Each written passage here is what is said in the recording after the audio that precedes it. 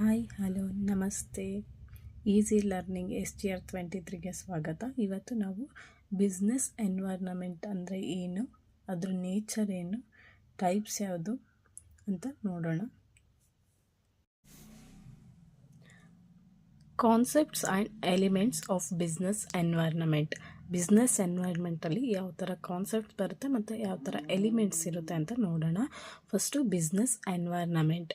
Business environment is some or collection of all internal and external forces such as example employees, customer needs and supply and demand.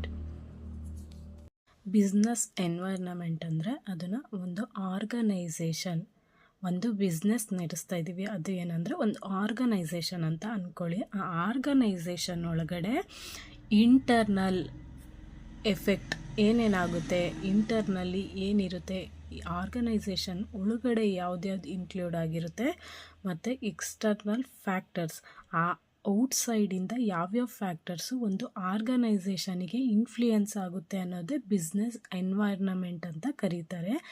Example ನೋಡಿ,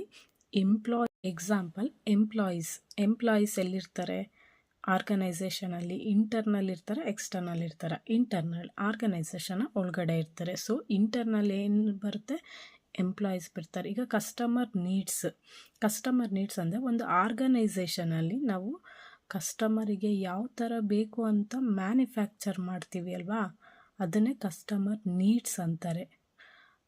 customer needs ಯಾವ ಕಡೆಯಿಂದ ಗೊತ್ತಾಗುತ್ತೆ ನಮಗೆ? ಇನ್ಸೈಡಾ ಔಟ್ಸೈಡಾ? External ಫೋರ್ಸಸ್ಸಿಂದ ಗೊತ್ತಾಗುತ್ತೆ customer needs ಏನಿರುತ್ತೆ ಅಂತ. ಮತ್ತು supply and demand.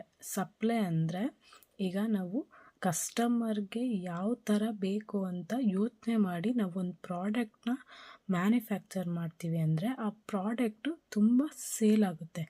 Sale ಆದಾಗ ಏನಾಗುತ್ತೆ, ಡಿಮ್ಯಾಂಡ್ ಜಾಸ್ತಿ ಆಗುತ್ತೆ. ಡಿಮ್ಯಾಂಡ್ ಜಾಸ್ತಿ ಆದಾಗ ನಾವು ಏನು ಜಾಸ್ತಿ ಮಾಡಬೇಕು, ನಮ್ಮ ಮ್ಯಾನುಫ್ಯಾಕ್ಚರಲ್ಲಿ ಸಪ್ಲೈ ಜಾಸ್ತಿ ಮಾಡಬೇಕು.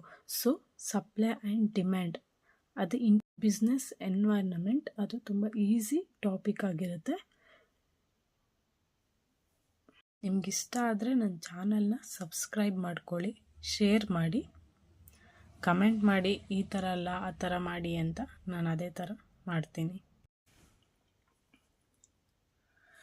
Nature of business environment. Nature of business environment ಅಂದರೆ ಬಿಸ್ನೆಸ್ ಎನ್ವೈರ್ನಮೆಂಟಲ್ಲಿ ಯಾವ್ಯಾವ ನೇಚರ್ ಬರುತ್ತೆ ಅಂತ, ಅದರ ಗುಣಗಳು ಯಾವ್ದ್ಯಾವುದು ಅಂತ ನೋಡೋಣ.